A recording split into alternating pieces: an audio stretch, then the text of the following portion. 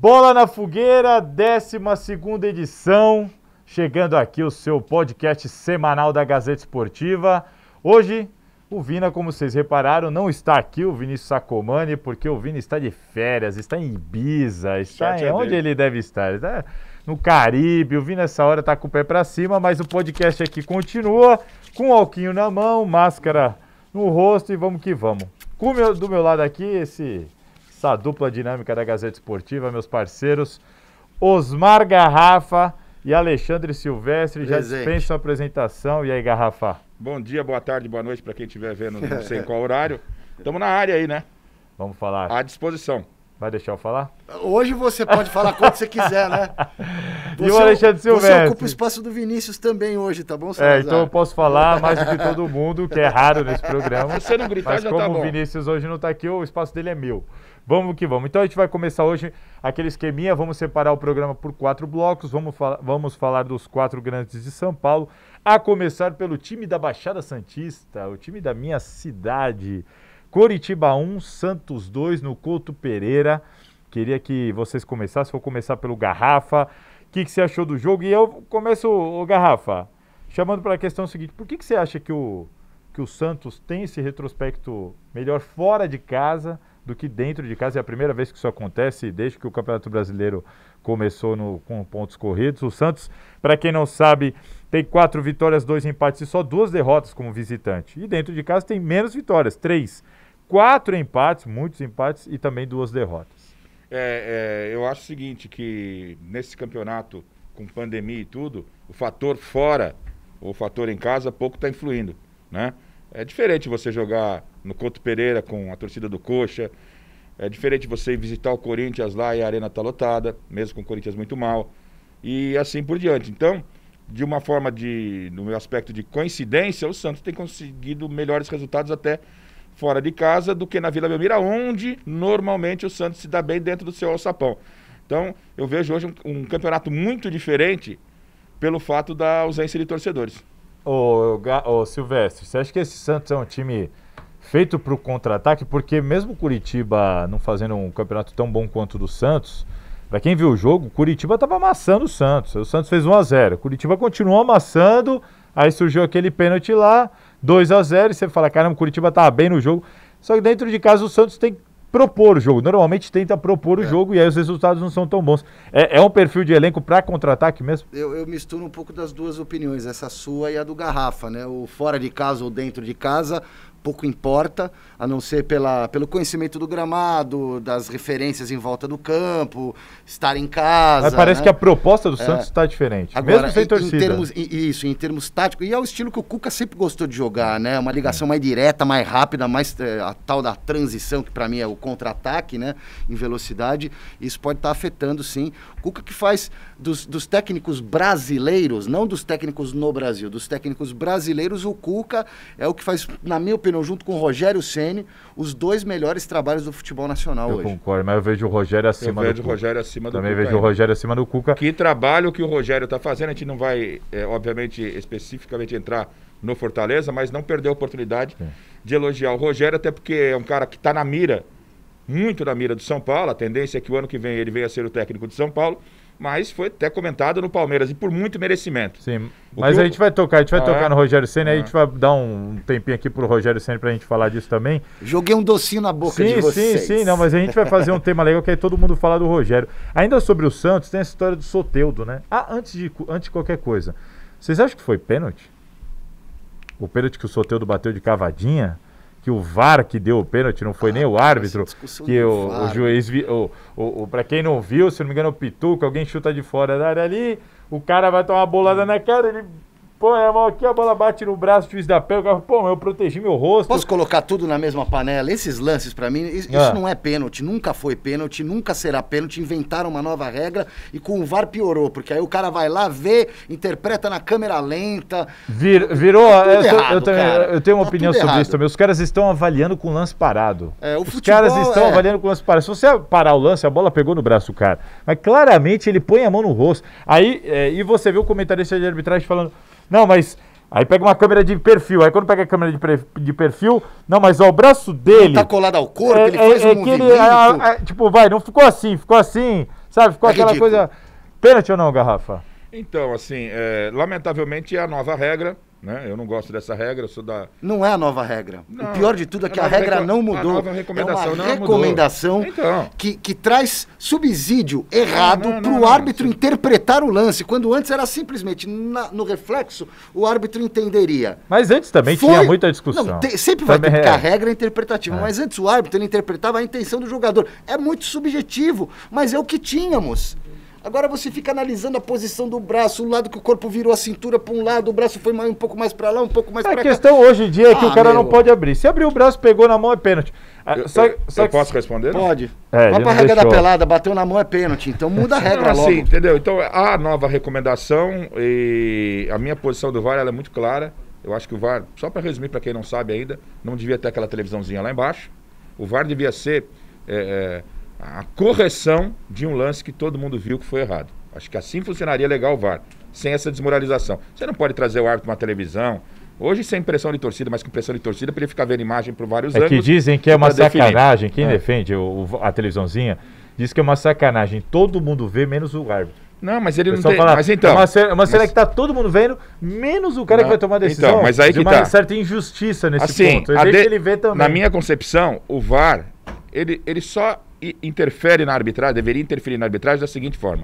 O árbitro vai lá, dá um pênalti, a falta foi fora da área, isso a imagem é claríssima, não deixa dúvida. O e gol não do deixa, Flamengo. E não deixa O gol nenhuma... do Flamengo que a bola saiu pela E lateral. não deixa nenhuma discussão pra ninguém. O VAR simplesmente fala, querido, põe a bola fora da área porque não foi pênalti. É isso aí.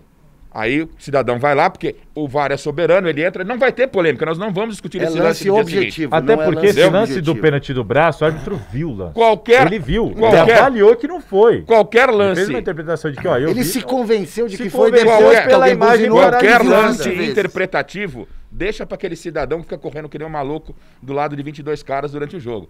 Lance de interpretação, deixa o cara apitar É o isso jogo. aí. O VAR, no meu entendimento, não tem televisãozinha embaixo, o cara lá em cima fala, querido, foi gol, a bola entrou. Isso. E aí vai mostrar em todas as emissoras de TV que a bola realmente entrou e que não tem nenhuma discussão. Esse, no meu entendimento, é o modelo de um VAR. Mas sobre correto. esse lance, eu concordo com você que de vez em quando o VAR leva o árbitro induz o árbitro a tomar uma decisão errada. Mas nesse lance, por exemplo, o árbitro viu o lance, avaliou que não foi pênalti. E depois, não foi que o VAR falou, olha, dá o pênalti. Não. Vem ver. Ele vem Vem ver. ver. Então, assim, o próprio Já árbitro joga mudou dúvida. de ideia. Ó, eu fui árbitro, Revendo eu o fui lance. VAR por um dia. Eu fiz Ih, uma tudo- reportagem aqui logo que lançaram o VAR. Que sorte que foi E, um dia cara, só. você se confunde, porque a imagem, ela te leva a mudar a sua opinião Exato, é isso que tá acontecendo. pra X ou pra Y. É isso que está acontecendo. Você é muito influenciado? É muito influenciado pela imagem. Os caras, é assim, ó. Vem uma primeira imagem fechada, depois essa imagem em mega câmera lenta, depois essa imagem em velocidade normal, depois Isso. 8 ângulos da mesma imagem. Cara, você começa a falar foi.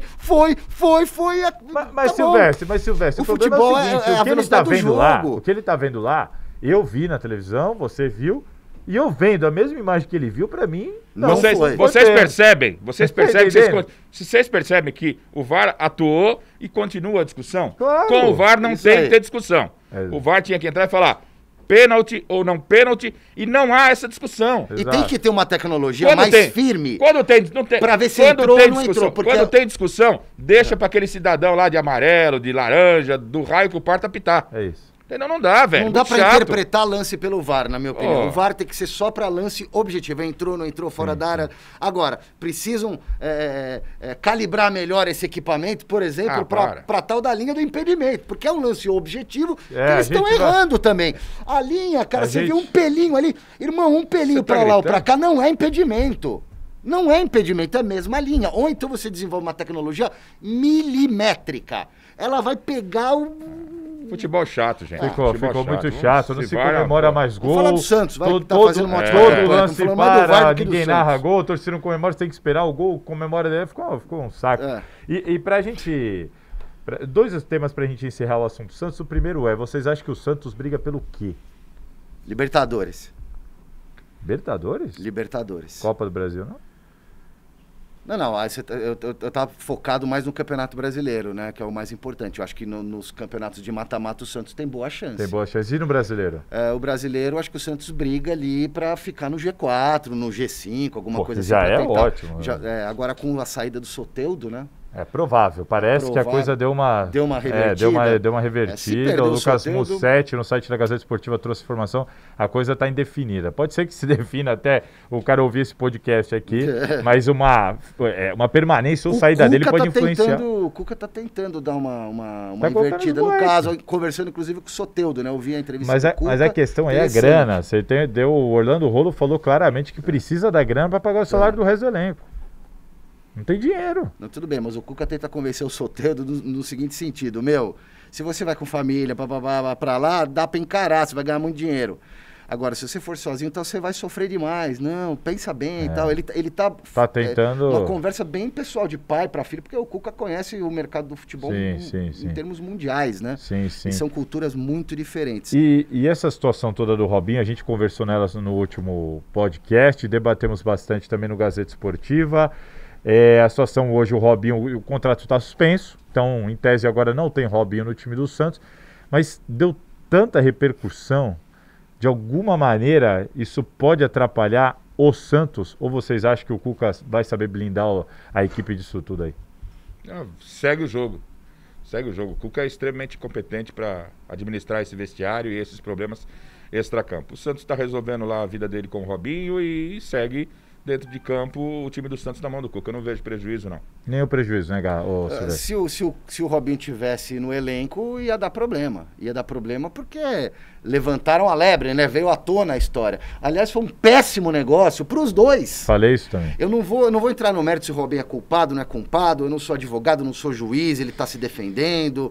Enfim, a menina tem os motivos dela também. Não vou entrar nesse mérito. Agora, foi a pior coisa que os dois fizeram. Tanto o Santos, que arrumou um problema para administrar, quanto o Robinho, que estava resolvendo, entre aspas, esse problema dele pessoal na miúda, e o problema agora explodiu. E a pressão da opinião pública cresce muito. Pior para o Robinho e péssimo para o Santos. Eu concordo plenamente, falei até sobre isso aqui, falei isso nas minhas redes sociais.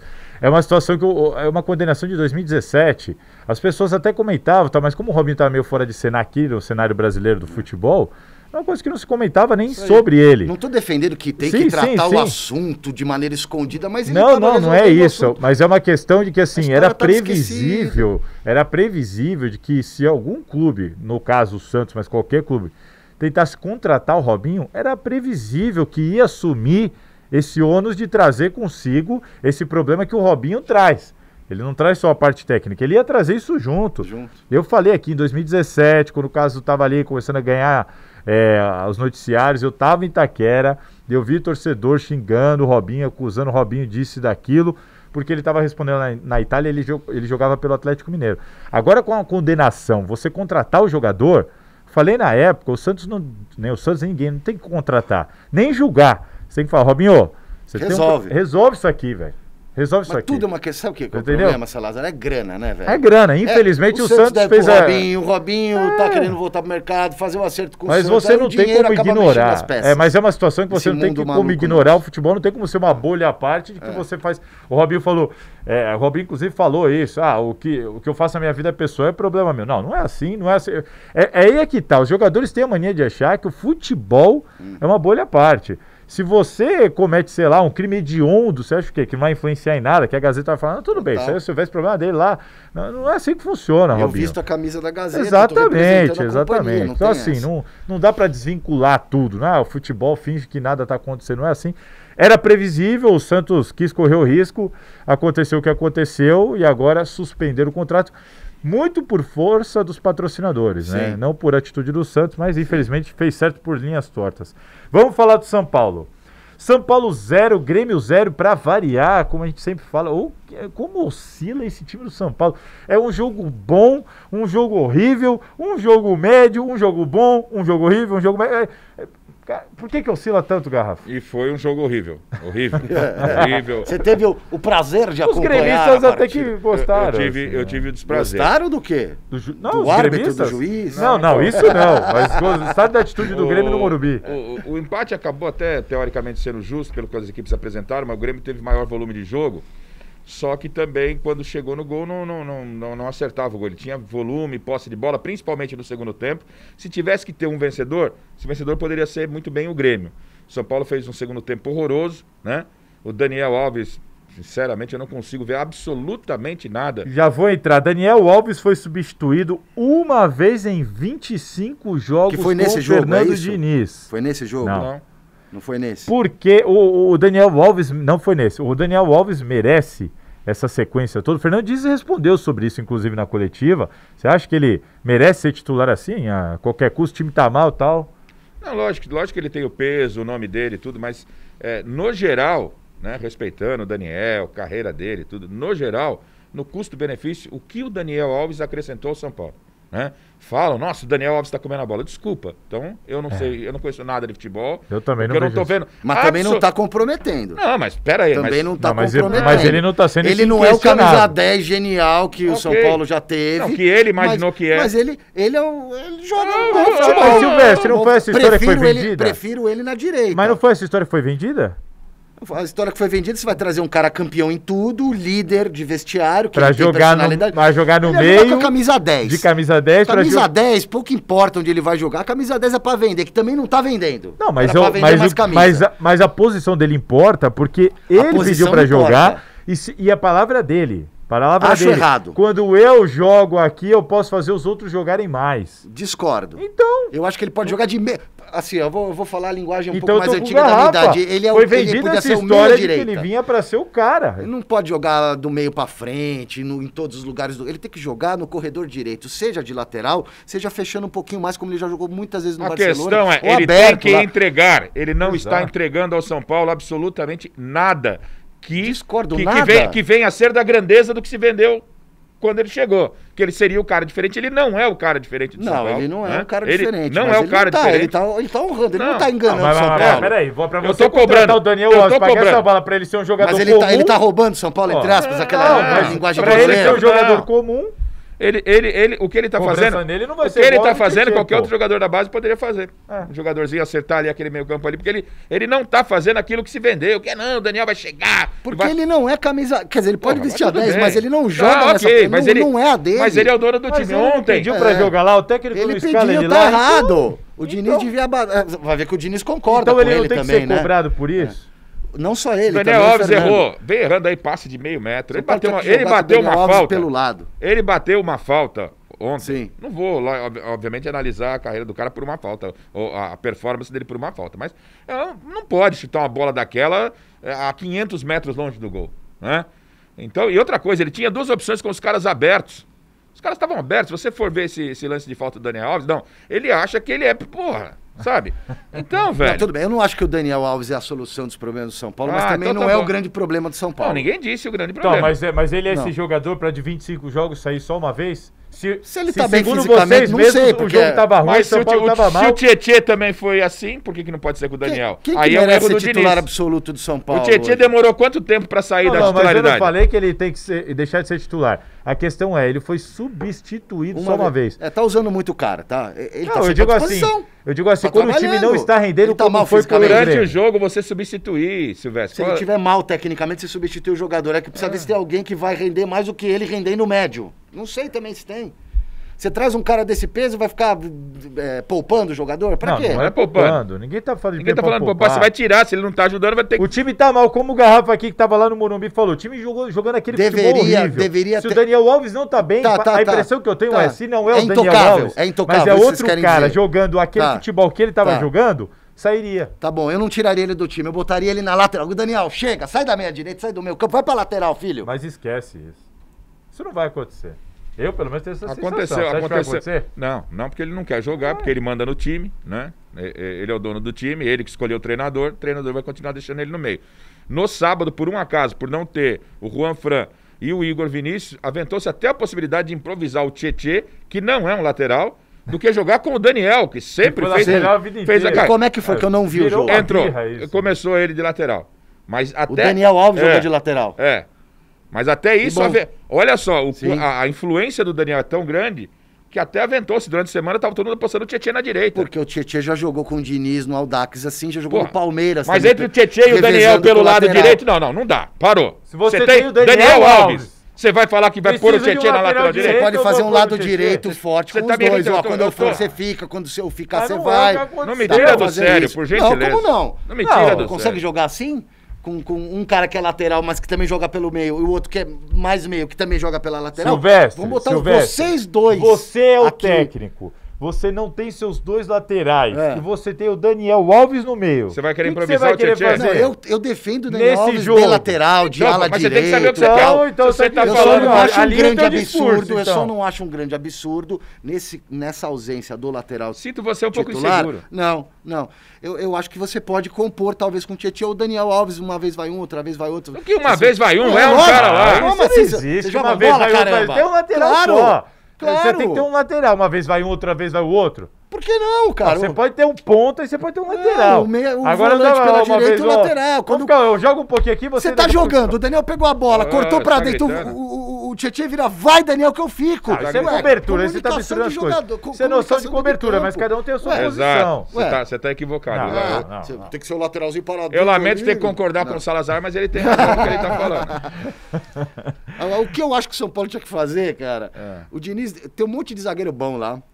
Os jogadores mais agudos do São Paulo caem pelos lados. É 3-5-2, É o eu também 3-5-2, cara. acho. 3 zagueiros. Põe aquele menino, é Diego, né? Isso. Que é canibal, É que é bom rápido. pra caramba, é rápido, é bravo, não sei o quê, malvado, do jeito que eu gosto. Põe ele mais 2 zagueiros lá, que tem um monte de zagueiro bom. É o Reinaldo que decide jogo pra caramba na esquerda. É o Daniel na direita. Você folgou o final de semana, Povoou o meio de campo, 2 atacantes, acabou. Falando pra caramba, hein? Tô empolgado. Ó, Mas eu não folguei, não. Fiz protesto no sábado de Não, manhã. precisa repensar Delícia. a sua vida. O São Paulo vai decidir a vida agora na Libertadores contra o Binacional, deve, né? Vai decidir a vida na Libertadores Não, em decidir função porque de acaba, é a última Sul-Americana. rodada, deve classificar pra Sul-Americana, só um Ele desastre. precisa de um empate. E aí é o empate. seguinte, domingo decisão com o Fortaleza, a Copa do Brasil. O que vocês acham para esse jogo? Acho que o Rogério Ceni vai jogar a última pá de cal no Leco. É agora que a gente vai entrar no assunto do Rogério Ceni. Tá. Porque vem aqui pro Morumbi para jogar contra o São Paulo. Antes disso, eu esqueci. Ficou pendente aquele assunto, os gremistas reclamaram muito da arbitragem contra o São Paulo, que é o lance pedindo expulsão do Reinaldo lá no comecinho do jogo e pedindo pênalti do Teve Reinaldo. também do Daniel Alves, No Solada, né? Não sei, mas tem o pedido de pênalti no Jeromel e tem lá o pedido de expulsão. O que vocês acham desses dois lances? Eu acho que os caras têm que jogar bola. É muito chororô. Se foi, eu não vou nem entrar no mérito, se foi ou não foi. Um time que não consegue acertar o gol, nem São Paulo nem Grêmio acertaram o gol. Mas uma Anular expulsão jogo. com Mas tudo bem, mas, de mas jogo, não pode. Isso é pra jogar pra mudava galera. tudo, velho. Lógico que é, mas às vezes muda, às vezes não Não muda. achei mas que essa foi pra expulsão. A isso do é- Daniel, talvez. Eu não vou. Isso é pra jogar pra galera, Podia ter quebrado sabe? a perna. E assim, Futebol é muito ruim, a gente vai passar o dia aqui falando de arbitragem. Eu tô com o Os saco e- cheio e o desses caras pênalti? aí. Os empurrãozinhos lá do Reinaldo. Na câmera lenta você vê o cara empurrando E e o parece que ele tá pênalti? dando um soco na avó. E o do cara. Reinaldo? Não, E o pênalti os do dois. Reinaldo no Jeromel, foi ou não foi? Pra mim não foi nenhum Eu deles, não achei. cara. Não Cara, houve e empurrão assim, claro, ó, assim. eu vou falar pra vocês. Eu vi uma comoção no Twitter, um absurdo, de que, nossa, assim, é que eu não tava vendo o jogo. E aí eu falei, caramba, deve ter acontecido alguma coisa assim. Nada. Aí eu fui ver. Nada. Eu não daria nem a expulsão pro Reinaldo no primeiro lance. Salazar, e nem daria Salazar. o pênalti. Talvez o pênalti, mas mesmo assim. Porque assim, ó, você vê assim, ó, o jogador já tá Acho indo que lá, o pênalti já no tá caindo. Jeromel Aí o daria. Reinaldo já meio que vai logo, sabe assim? Mas aí é pênalti. Isso aqui não é pênalti. Não, Isso aí, não. Na câmera Se o cara lenta, tá gentileza, caindo. já em mim foi pênalti. ó, Duas assim Você vezes. pode é, passar álcool gel na minha Silvestre. mão, por favor? Que eu Silvestre. me contaminei na sua manga. Você da imagina um camisa. garrafa com esse peso caindo pro lado, em velocidade. Se você fizer assim nele, filhão, é como Mas se não você foi, mas tivesse não com as foi duas isso. mãos no peito. Não foi isso que ele fez. Sabe o que eu vi os caras analisando assim, ó, tá olhando pra bola, não tá olhando pra bola. Isso não tem nada a ver. Muitas vezes você tá olhando pro jogador mesmo, porque quem olha pra bola esquece do jogador, você tem que Eu marcar não o compro- jogador. Eu não compro essa história de ficar discutindo esses lances aí, onde os caras não estão jogando absolutamente nada. Um bando de jogador ruim. Um bando de Eu jogador também acho ruim. que assim, eu não Entendeu? entendi. Tem que- é isso essa que tem que coisa falar. toda em cima, parecia que o árbitro, o amarelo Marídia. O Vanderlei e o Volpi não trabalharam no jogo. Mas o Grêmio tá agitando porque o São Paulo, na véspera, na antevéspera, horas antes, foi lá na CBF reclamar de arbitragem. A CBF, a gente não sabe se trocou a reclamação foi específica para esse jogo, mas trocaram o árbitro, que foi o cara que o Grêmio que o São tentar Paulo anular o jogo também. Acho que apitou mal com Fortaleza. Mas sinceramente, o lance do Reinaldo da expulsão, para mim, nada. Vamos no Rogério, nada. Esquece e esse lance do pênalti do Jeromel, acho que eu daria. Mas também não acho que é um lance para empurrãozinho. Mas eu daria. Mas acho também que não é um lance para ficar falando que o juiz, absurdo, não é um lance interpretativo. O Grêmio se aproveitou da ida do São Paulo à CBF. Mas eu acho que é um lance assim, cada um vai ter a sua opinião. E esse jogo de domingo, decisão pro Fernando Diniz contra o Rogério Ceni, aí sim a gente pode falar do Rogério Ceni. Para mim, o melhor técnico do Brasileirão nesse primeiro turno. Sim. Apesar que o São Paulo faz um bom trabalho. Falar São Paulo. Mas a questão é que ele tem um elenco muito inferior que os demais. Mas muito inferior. Tudo bem, mas você pega o elenco do Fortaleza é o líder e olha o jeito que o Fortaleza tá jogando bola. Você não pode tirar o mérito do São Paulo pelo que ele está fazendo no Atlético, não posso, com o time do Atlético. Cansei de elogiar o São Paulo. Faço uma ressalva aqui referente ao São Paulo, que é um técnico que de forma inteligente está jogando bem o brasileiro, porque ele, com esse esquema kamikaze dele, vitória a todo custo, que é legal de assistir, ele ganha 3 partidas, perde 2, soma 9 pontos. O empate no brasileiro é um dos piores resultados que você pode ter, só pior que a derrota mesmo, que empate não é legal. Dia de você empatar muito vídeo de Vanderlei Luxemburgo. Mas o Sampaoli, com esse esquema dele, se ele vai pra... Ô, Orante, peraí. No mata-mata não serve. O empate só não é pior que a derrota. É Chegamos verdade. a uma constatação aqui, o Garrafa, depois de anos aqui assistindo futebol, trabalhando na área, ele entendeu que o empate ele só não é pior que a derrota. Ele é pior que a vitória, mas é melhor do que a derrota. Entendeu? E olhe lá, um empate às vezes tem quase o mesmo peso. Se você empatar, não vai acontecer. Você pode ser rebaixado empatando todas as partidas. Então o empate é tão ruim quanto a derrota. Ele só não vai ser pior porque você acabou perdendo o jogo. Se é que você não entendeu, mas a gente desenha. Mas vamos voltar aqui. O Sampaoli, no mata-mata, com esse sistema dele, ele não vai se mostrar um técnico tão equilibrado como o Rogério. Por que você tá indo mais pra lá, pra direita? Você tá se movimentando que nem o Daniel Alves agora? Corta o raciocínio do cara pra... Fica aqui no mais centralizadinho. Quem tá ouvindo não tá vendo onde ele tá. Então, assim, nesse ponto, eu acho que o Rogério acaba até tendo uma performance melhor que a do São Paulo. O time do Rogério é um time equilibrado, é um time que, mesmo com peças que não são grandes peças aí de mercado, faz um bom trabalho. O Rogério arruma o time dele para enfrentar um Palmeiras de um jeito, arruma o time dele para enfrentar o São Paulo de outro, arruma o time dele para enfrentar o São Paulo de outro, né? É um Rogério Ceni totalmente diferente nas entrevistas. É o Rogério, quando vem a público, ele tem algo a dizer, o que não aconteceu quando ele assumiu o São Paulo. Perfeito. Que ele ficava só com números, e ele se queimou ali. Hoje, o Rogério, que não é novidade para ele, um cara que conhece futebol, quando ele vem para uma entrevista antes e depois do jogo, você para ouvir porque ele vai te falar alguma coisa. Quando ele foi jogar contra o Atlético Mineiro, ele fez um desenho do que, numa entrevista coletiva, do que o Fortaleza deveria fazer para vencer o Atlético. E venceu. E no final de semana, sem o Diniz, que o Diniz não vai ficar no banco nesse jogo, contra o Rogério Ceni, né? O Rogério Ceni vai estar em campo e ali ele pode jogar a possibilidade do Leco ganhar alguma coisa no mandato dele, ainda na Copa do Brasil. E acho que o Rogério Ceni vai jogar a última pá de cal na cabeça do Leco. Vai dar Fortaleza. Eu tô com essa e vejo assim, para mim o Rogério Ceni é o melhor técnico dessa primeira fase do Brasileirão, porque o São Paulo ele chegou, pediu mais de uma dezena de contratações, foi atendido, ainda está reforçando o elenco, então ele tem de fato um elenco melhor, ele tem uma estrutura melhor, mas ele tem uma comissão técnica mais cara. E o Rogério Ceni, com menos em tudo, menos estrutura, menos elenco, menos badalação, fora do eixo, tudo bem que não está no eixo Rio-São Paulo-Minas, mas o Atlético é uma grande equipe, é campeão da Libertadores, é campeão brasileiro, o Fortaleza não. Enfim, o Rogério com tudo isso, ele faz o time dele jogar bola, faz o time dele... Fica muito claro ali que ali é o trabalho dele. Você vê o trabalho, você vê o Fortaleza assim, jogando e você fala, aqui é o trabalho do técnico. Claro que os jogadores têm mérito, mas você vê o trabalho do técnico. E uma coisa legal que o Garrafa falou o Rogério Ceni, mesmo quando o Fortaleza não ganha, o Fortaleza joga bem. Você vê o Fortaleza, mesmo quando não ganha, jogando bem, com as suas ideias bem definidas, pode ganhar, pode perder, pode empatar, mas você vê o time sabendo o que quer fazer em campo. E o Rogério Ceni, concordo mais uma vez com o Garrafa, de que, ele melhorou demais. Eu era setorista do São Paulo quando o Rogério Ceni foi técnico por lá, e assim, era lamentável, porque você via que ele era um cara com muito conteúdo, mas que se desgastava nas entrevistas. Eliminação por Defensa e Justiça, eu lembro que eu tava...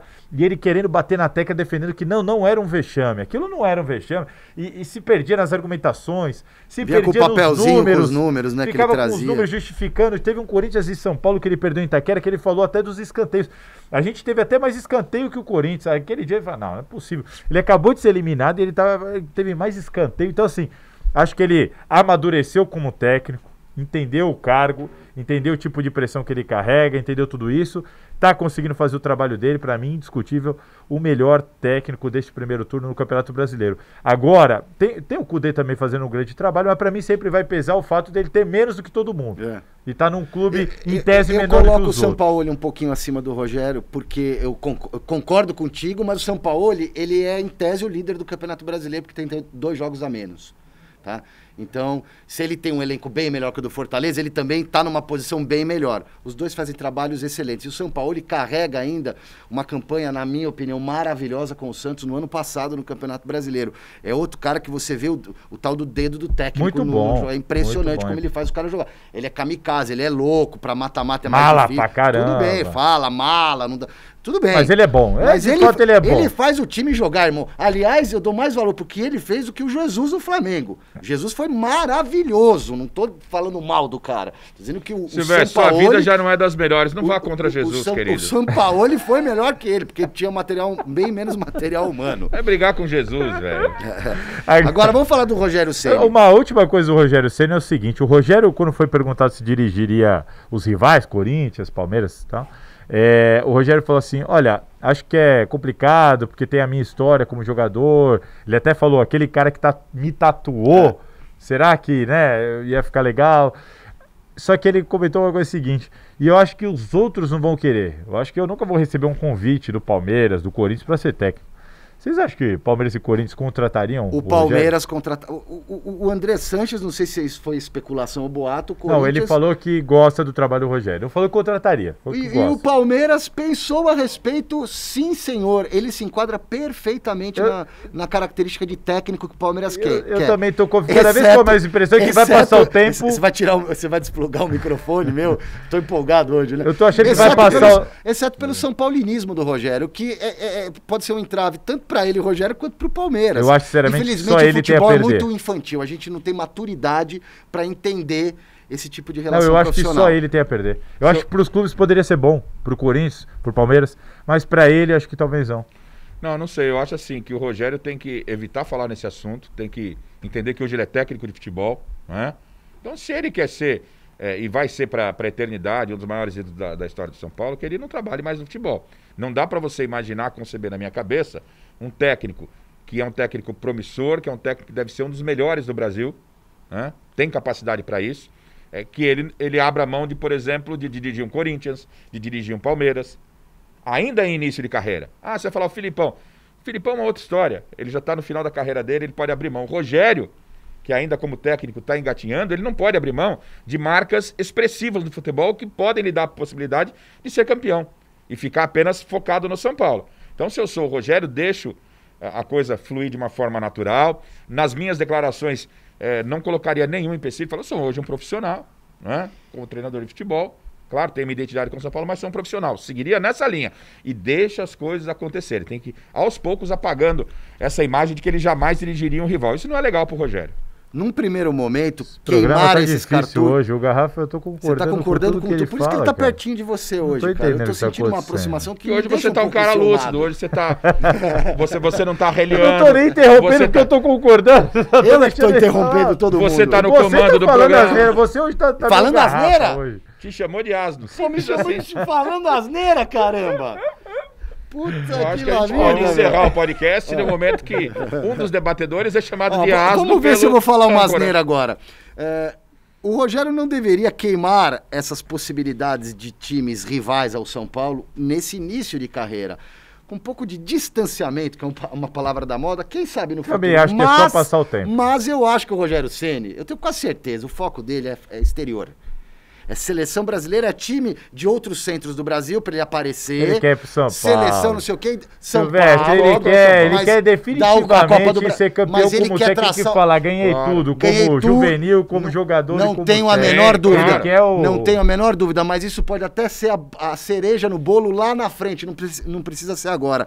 Eu tenho quase certeza que o Rogério quer morar fora do Brasil, no exterior e fazer carreira na Europa. Mas aí eu acho que todos mas segura a onda, isso não, mas para técnico brasileiro não é tão simples assim. Não mas eu acho que o sonho dele é ser campeão no São Paulo. Eu também sinto que o desejo dele... Acho até que ele se precipitou. Quando ele assumiu, até dava exemplo, foi, o Zidane começou lá no Sub-15 do Real Madrid, o Pirlo também pegou um time italiano lá de baixo, sabe? Ele saiu de jogador para técnico da equipe principal do São Paulo com o Leco, aquela coisa... Foi ótimo, sabe por quê? Eu não aprendeu. Mas eu acho que pegou mal. Aprendeu no Cruzeiro, que também foi uma péssima escolha dele. Eu não acho que no São Paulo foi péssima escolha, não. Eu acho que foi. Se eu sou lá, tô me aposentando, tenho as costas largas que eu tenho, a experiência que eu tenho. Você acha que o Zidane não tinha? Presta atenção. Você acha que o Pirlo não tinha? Tem uma proposta. Ali foi o oportunismo mútuo do Leco e do Rogério Ceni. Os dois perceberam que podia ser bom pros dois o Rogério ser técnico. Mas, ó, Silvestre, pra mim, na época já foi discutido isso. Já se imaginava que aquilo não poderia dar certo por causa do como estava o clube, como estava a questão financeira, o fato da inexperiência dele. Já se discutia isso. E pra mim ali ele se precipitou. Agora ele tá fazendo o caminho certo. Ele pegou um time na Série B, veio subindo, tá bem, acabando esse Brasileirão.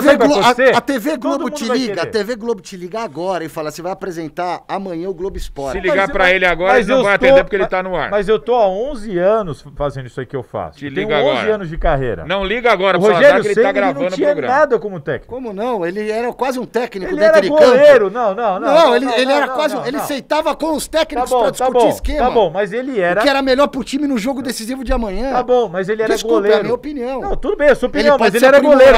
Ele pode não saber dar o treino. Ué. Isso aí você traz o auxiliar como ele trouxe. Esse cara vai montar os treinos pra mim, eu quero um time assado. O resto eu administro o vestiário e escalo o time, irmão. Tudo bem, não acho que é por aí. E aí você vai aprendendo. Não acho que é por aí. Não é qualquer jogador que tem essa capacidade. Tudo bem, não acho que é por aí e eu acho que isso se provou. Ele fez o caminho que ele deveria fazer, só que ele fez esse retardamento. Não acho que se provou. Ele tava fazendo um ótimo trabalho, o time começou a perder e jogar a cabeça dele na lata do lixo, porque vai entrar na zona do rebaixamento na metade do campeonato de 80 mil rodadas.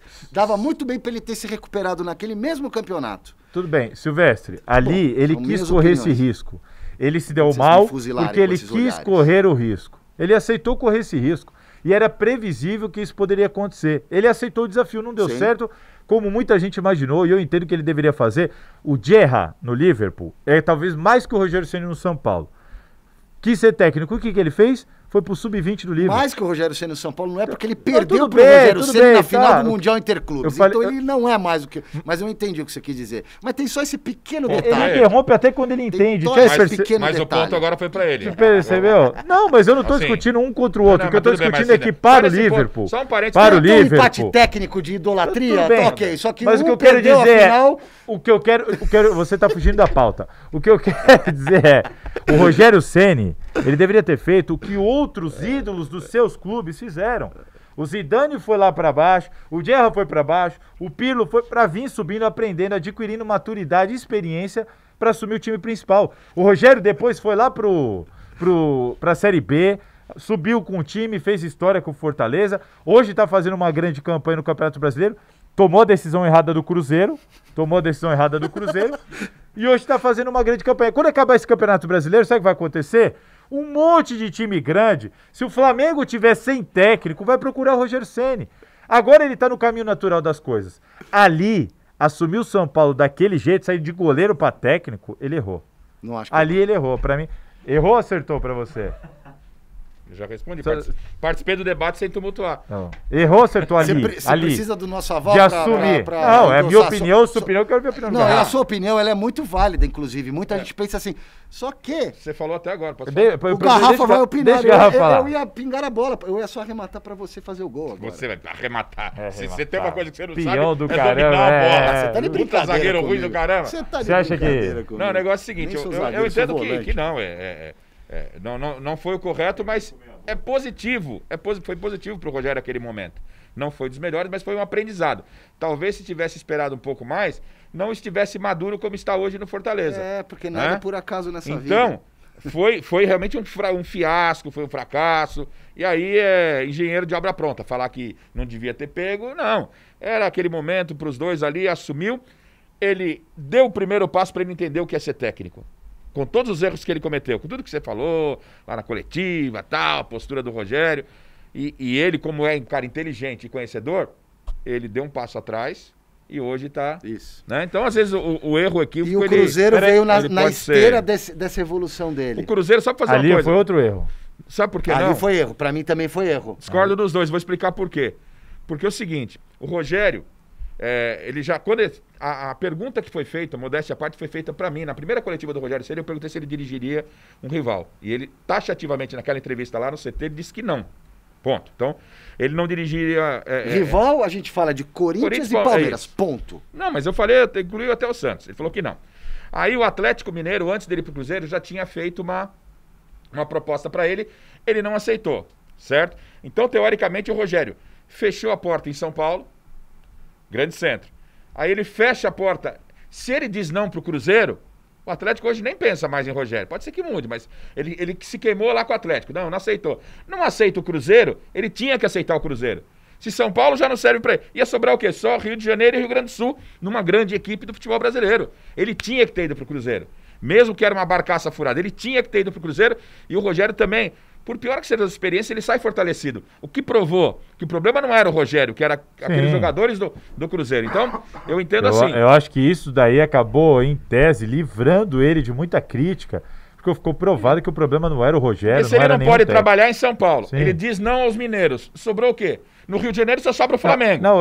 Eu concordo com essa tese, a única coisa que eu questiono é se ele termina o campeonato lá, numa boa... Ele termina valorizadíssimo. Também acho. Com grandes times indo atrás dele. Eu pensava isso, mas eu mudei quando eu falei, ele fecha as portas de um modo... Fechei em Minas, fechei em São Paulo, sobrou o São Paulo e o Flamengo para eu dirigir. É importante isso que você falou, Sim. mas eu... a gente vai continuar falando um pouco de Rogério, só que agora falando de Fortaleza 2, Palmeiras 0, um passeio. O Fortaleza jogou muita bola para cima do Palmeiras. O problema era o Luxemburgo. Lá no Castelão. Então eu queria o seguinte, dissertar em cima de vocês. Fortaleza 2, Palmeiras 0. O Palmeiras jogou nada. O Gustavo Gomes ali deixou explícito o momento do Palmeiras, expulso por reclamação. Eu achei que ia melhorar muito, você falou dedo na cara. O Luxemburgo era ultrapassado. Falei, saiu o problema. 4 derrotas seguidas. E aí? E esse Palmeiras? É um Palmeiras com muitos problemas. Eu tô convicto que o Palmeiras não tem esse elenco todo que todo mundo fala, que é um super time, que pode jogar mais, deve jogar mais. Sim, mas esses caras precisam querer fazer isso. Né? O Vanderlei teve erros. Lógico que teve erros, sim. Teve erros na passagem dele pelo Palmeiras. Lógico que teve. Ele fazia parte desse contexto. Mas esse elenco do Palmeiras não dá respaldo a ninguém. Essa diretoria não dá respaldo a ninguém. O Gagliotti demitiu Roger com quase 70%, Vanderlei com 60%, sabe? Aí o Palmeiras agora vai investir tudo, vai trazer o Miguel Ángel Ramírez, que é um cara que é uma promessa, uma coisa de trabalhar no Del Valle.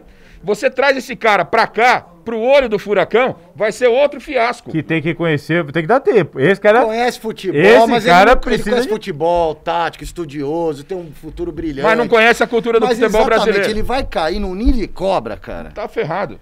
Eu também não iria... Eu não tiraria o Luxemburgo.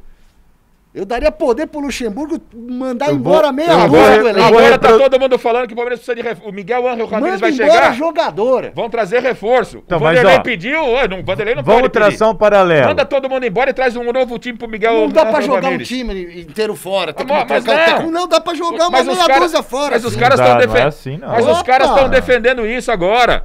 Tira jogadores e contrata. O Vanderlei só recebeu o Rony, que não disse a que veio, e o Vinha. O Vanderlei falou, o elenco tá curto, precisa de... Caramba, tomou cacete de todo mundo. E agora tá todo mundo falando que o Palmeiras precisa trocar o elenco, papapá. É muito incoerente. Agora vamos assim, eu concordo um pouco com o Garrafa no sentido de que muitas vezes a gente fala do elenco do Palmeiras como se fosse melhor do que de fato é.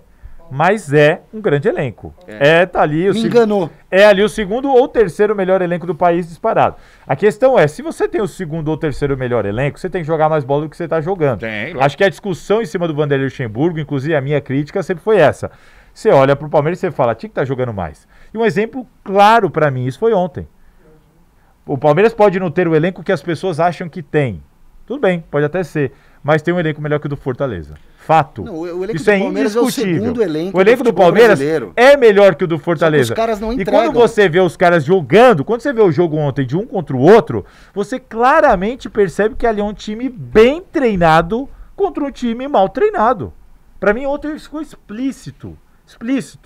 Um elenco muito inferior ao outro, independente de se esse outro é tão bom quanto falam, mas é um elenco muito inferior ao outro. O Lucas Lima foi E mal treinado sempre. E um era bem treinado em campo e o outro não. O Lucas Lima piorou agora com o Vanderlei. O Lucas Lima jogou quando desde que chegou no Palmeiras?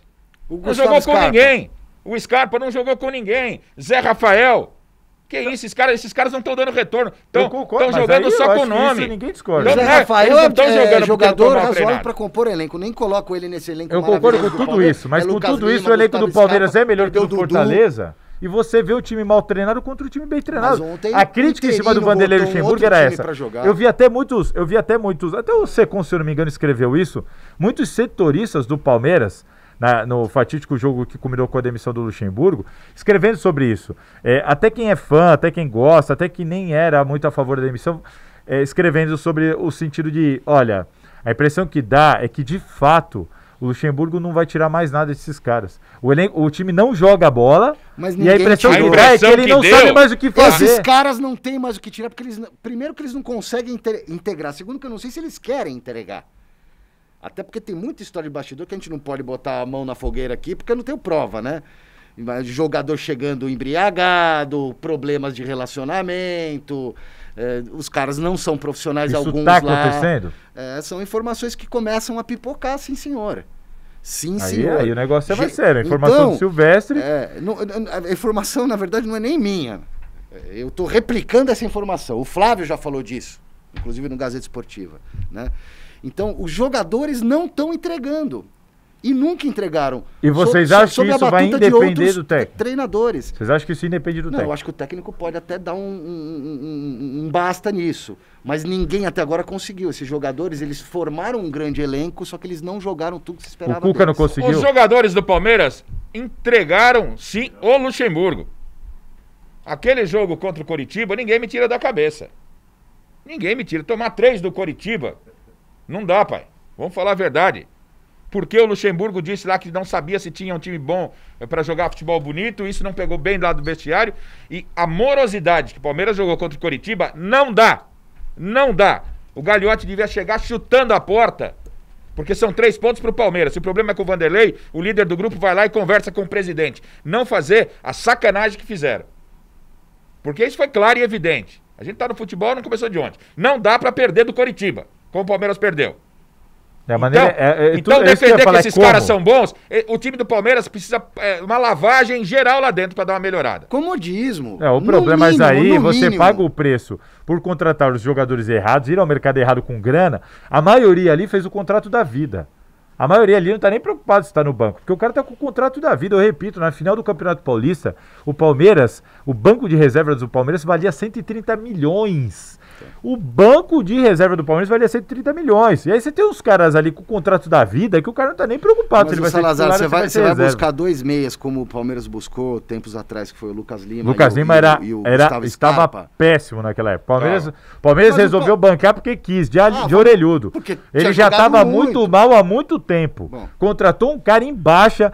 Pergunta pra qualquer santista lá na época que o Palmeiras foi fazer oferta. Ele tava em baixa. Vai, leva. Mas é uma oportunidade de negócio. Você pega um cara que, em tese, oportunidade de negócio, pagar aquela bala pra ele. Vamos resgatar o cara, ele vai jogar pra nós agora. Aí vai buscar o Gustavo Scarpa. Também não rende o que tem que render. E eu não vou citar nomes, mas pra ficar um pouco mais claro. Informação que eu recebi. Tem jogador do Palmeiras que chegou embriagado pra treino.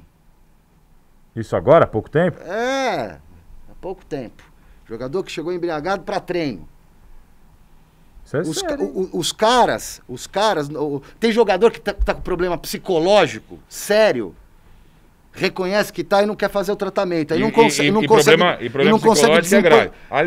desempenhar na hora de jogar. Desculpa aí, como é que pode, velho? O seu calcanhar da meia tá aqui pra cima, velho.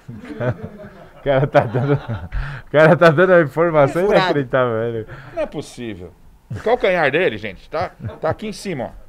Tá quase aonde Tá furado. Entendeu? É aquelas sabe aquelas meia americanas que a gente compra de pacote? Eu tenho essas meias. Vamos embora, que senão a gente não termina esse podcast aqui, essa 12ª edição. O Rafa pegou meu calcanhar de Aquiles.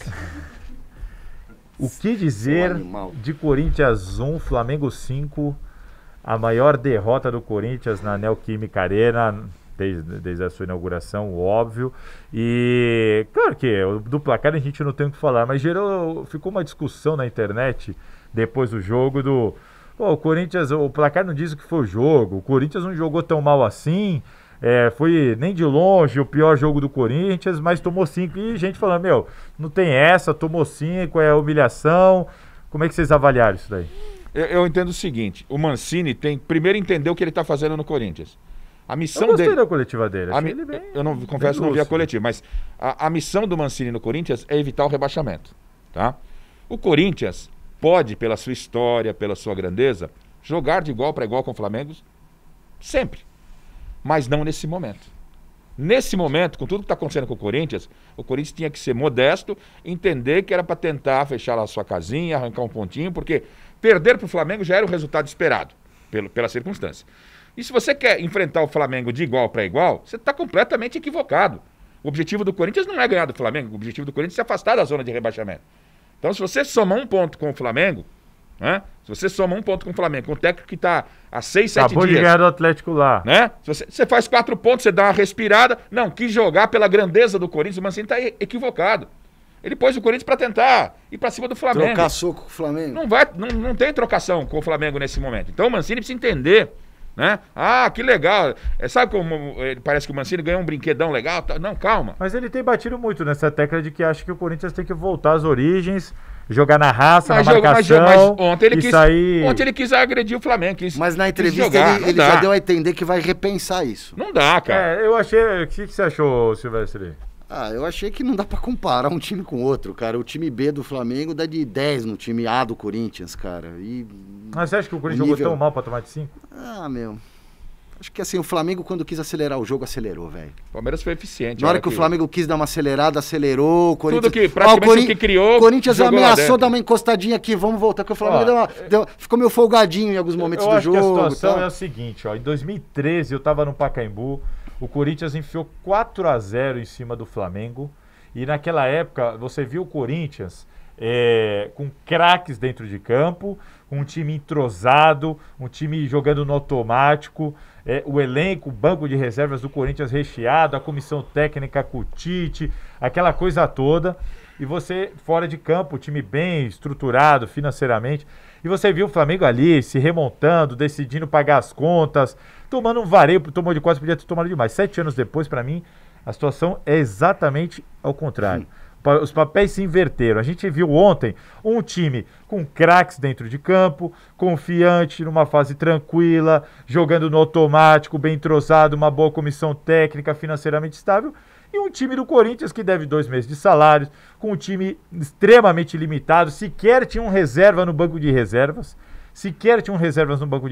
que luta para não cair. Então assim, você vê claramente assim, o placar não é só pelo jogo. O placar é pelas escolhas que os dois clubes tomaram nesses últimos anos. E o Corinthians pagou por isso. Ele enfrentou um time que era ele há alguns anos. Que tem, e dois clubes que têm o mesmo peso, o mesmo nível de torcida, dentro, de fora camisa, de campo de é outra história. coisa. E dentro de campo que vale, você vê ali a eficiência, pesa demais, é determinante a eficiência e a capacidade técnica do seu jogador. O Corinthians, primeiro tempo achei até digno, achei até que foi melhor. Nem acho que merecia ter saído com a derrota no primeiro tempo. Mandou na trave, teve 2 chances de gol. O Flamengo mal chegou, pum, fez o gol. Fez o gol por quê? Porque os caras são bons, tecnicamente são bons. Isso aí. Segundo tempo, assim como disse o Mancini, eu achei o Mancini, a coletiva dele, fazia muito tempo que eu não via uma entrevista de um técnico do Corinthians tão lúcido. Resume aí pra gente. E a do Cássio também maravilhosa. Não, ele admitiu que o time não jogou bem, admitiu que o primeiro tempo foi bom, mas no segundo tempo, a hora que o time cansou, o time não conseguia nem sequer competir.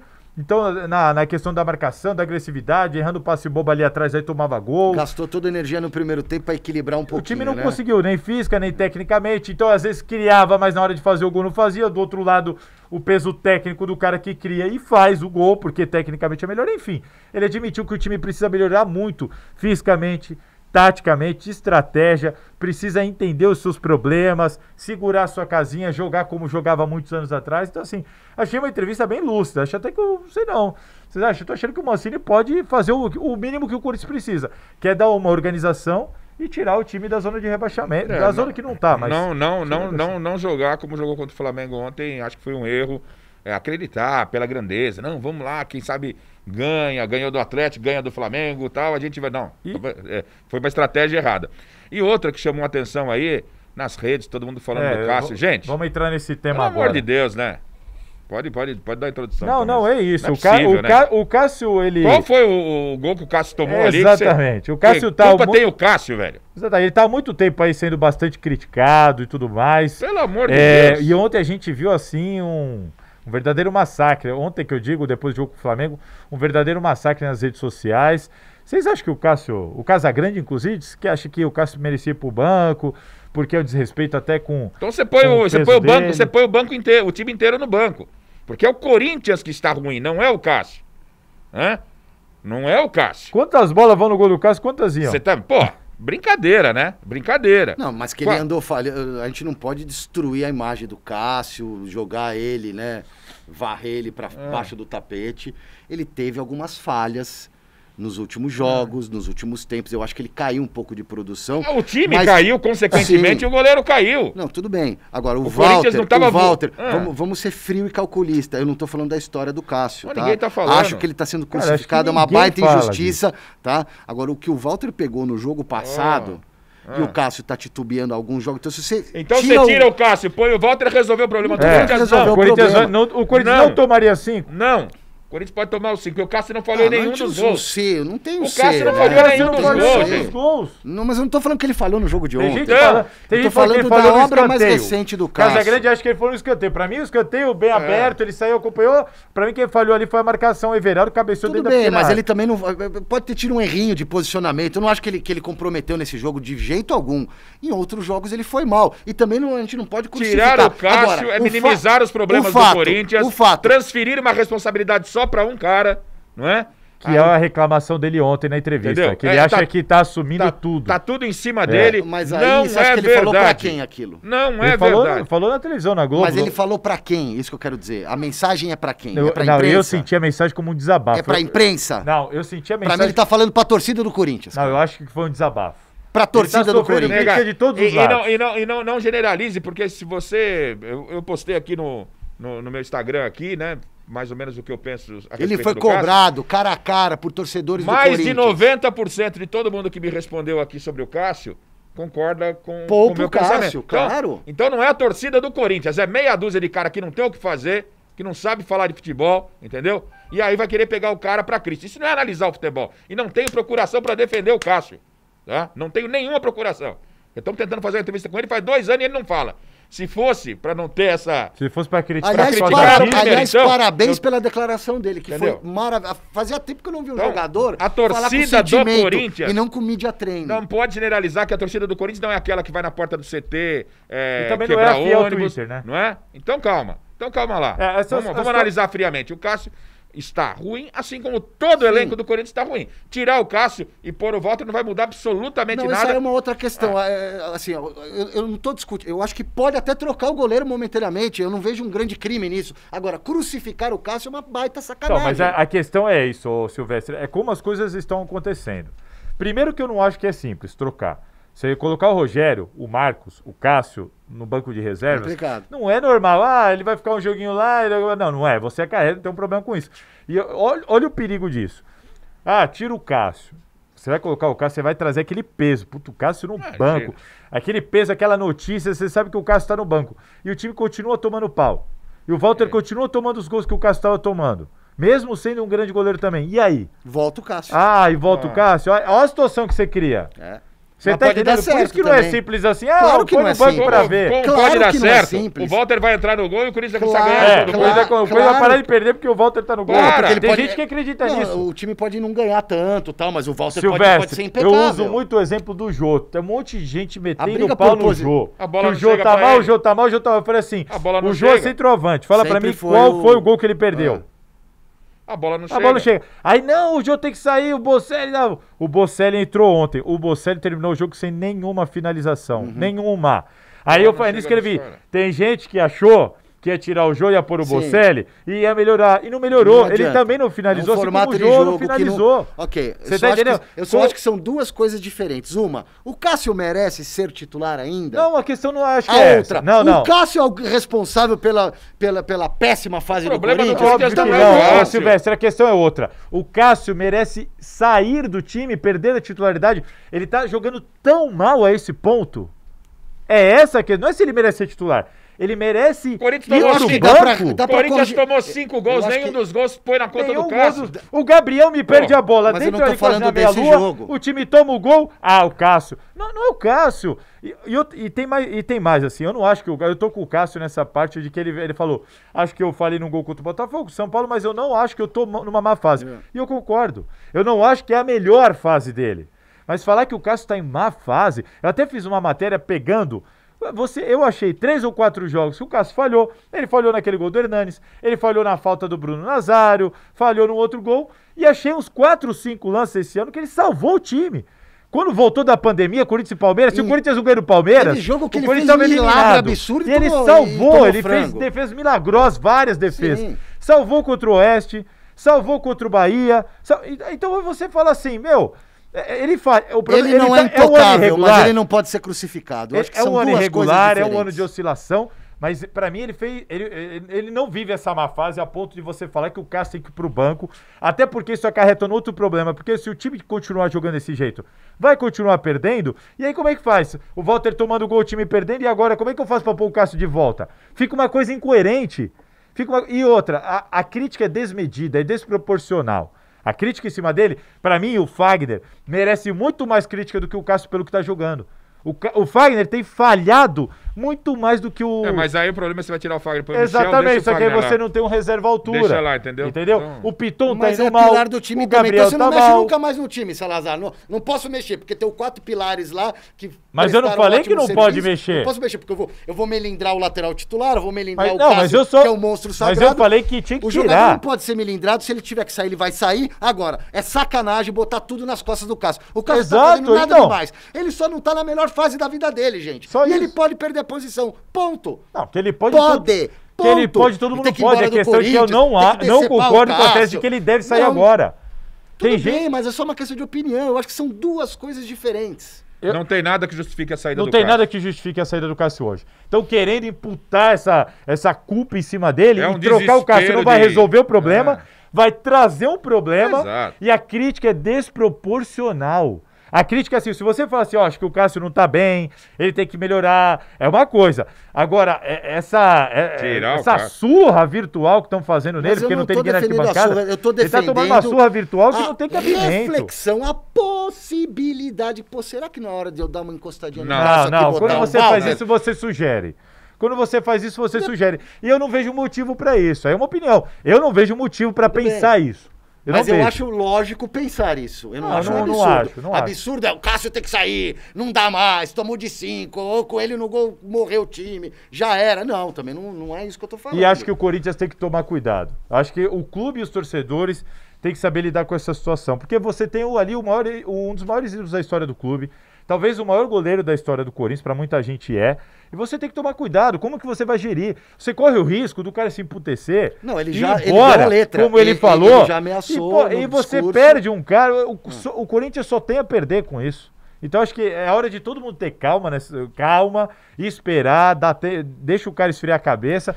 Talvez ter calma é tirar o cara da arena um pouquinho, é tirar o cara, recolher ele um pouquinho. Não, eu acho que o Cássio tem que se preservar, porque quando ele foi para aquele desabafo, não tem torcida, concorda? Não tem torcida no estádio. Então, da onde que ele tá vendo esse massacre? Onde que tá acontecendo esse massacre? Rede social. Rede social. E cara a cara com os caras da torcida. E uma parte da imprensa que repercute. A imprensa repercute tudo isso. Não teve lá um encontro? Não, o que eu acho que tá acontecendo é que o Cássio... Falaram umas merda na orelha dele lá, dedo na cara. Bem, mas eu acho que o Cássio Você não é Marco Corinthians. Quanto que ele falou que era Marco Corinthians? Nunca. Não, ele errou e admitiu que errou. Isso aí, ele não falou que é maior que o Corinthians, mas ele foi pra entrevista contra o Bahia, quando ele foi o melhor em campo depois daquilo, do protesto, e ele disse, eu não tenho que provar mais nada pra ninguém, meus números estão aí. Aí eu discordo do Cássio. Mas isso Aí não o Cássio significa dizer que é mal. maior. Não quer dizer que ele foi maior que o Corinthians. Não, mas aí, mesmo assim, ele errou. Ele tá se autobajulando, beleza. Silvestre, ele tem que provar todo dia, então sai do Corinthians, bem, então encerra. Tudo bem. Ele tem que continuar provando, os números dele são ótimos, mas ele tem que continuar jogando. Então, mas assim, é outro argumento, ele não falou que é maior que o Corinthians. Não falou, mas ninguém falou isso. Foi soberba dele. Não, mas ninguém falou isso. Sentou em cima dos números. A números. torcida questionou, que falou pra ele assim, isso aí, o presidente da Gaviões falou com ele por telefone. Cássio, esse negócio de que não tem que provar nada, que os números falam por si, aqui você vai ter que provar todo dia enquanto estiver aqui. Tá. E o Cássio admitiu que errou. Tá bom. E ontem admitiu de novo. E aí eu concordo, errou. Ontem ele falou que nunca disse, que é maior que o Corinthians, nem que outro profissional. Exato. Então ele ali, ele viu que exagerou no tom, e exagerou mesmo, errou, e ponto. Acaba ali a discussão no Cássio. Agora, eu acho que ele tem que se blindar. Eu acho que o Cássio tem que se blindar. Por que ele tá tendo tanto acesso assim a essas críticas? Se não tem torcida na arquibancada? Ele tá pra mim, então, ou tá chegando muita coisa pra ele, ou ele tá vendo muita televisão, ou ele tá lendo muita internet, porque ele quase chorou Eu achei que o Cássio ia chorar ali, pra mim, eu senti que ele segurou. Esse papo de que os caras, entendeu? Esse papo de que os caras não ouvem, tudo mentira. Tudo mentira. A Vampeta fala aqui direto. Eu falo uma coisinha aqui, já tem torcedor do Santos querendo me matar desde janeiro, porque eu falei que o Santos é essa quinta força do Campeonato Paulista. Então, assim, eu acho que o Cássio tem que se blindar. Pôr a cabeça no lugar, treinar. Não vejo motivo para essa crítica desmedida. Ele pode ser criticado, mas para mim a coisa tá desproporcional. Para mim tem muito jogador ali merecendo muito mais crítica do que o Cássio. O time tá perdendo por muitos outros fatores. Tem fatores ali muito mais importantes que estão levando a essas derrotas. Antigamente o Cássio jogava num time que tomava 2, 3 chutes e agora o time toma 2, 10, 15 chutes no gol. Então acho que perderam a mão com o Cássio e sistema de jogo que envolve muito goleiro, essa moda aí que agora virou futsal. Acabou, com o Mancini isso acabou. Futsal, aliás, se tem um mérito já pra dar... Aliás, o Mancini, eu acho que em 2 jogos, ele deixou o time mais organizado do que todos os outros jogos que eu vi, mas... Falamos, hein? Você falou. Meu Deus, hoje o Silvestre foi ouro concurso aqui. O cara. Microfone de ouro pro Alexandre Silvestre. Puxa o cronômetro. Você de novo ganhou disparado. Eu fiquei em segundo lugar, porque o Garrafa hoje estava mais tímido. Eu falei muito menos, que hoje o Garrafa falou por mim, concordei muito com ele. Agora o senhor interrompe o cara até quando o senhor concorda, é inacreditável. E assim terminamos a 12ª edição do podcast Bola na Fogueira. Valeu, um abraço, fiquem com a gente, podcast no Spotify, no SoundCloud, no YouTube, todas as plataformas da Gazeta Esportiva, você acompanha o podcast. Hoje eu tive o prazerzaço aqui dos meus camaradas Osmar Garrafa e Alexandre Silvestre, valeu, tamo junto. Eu acho que sei lá quantas segundas-feiras agora a gente vai gravar sem o Vina, que tirou acho que 3 meses de férias, mas a gente continua por aqui. Valeu, Máscara bico de abraço.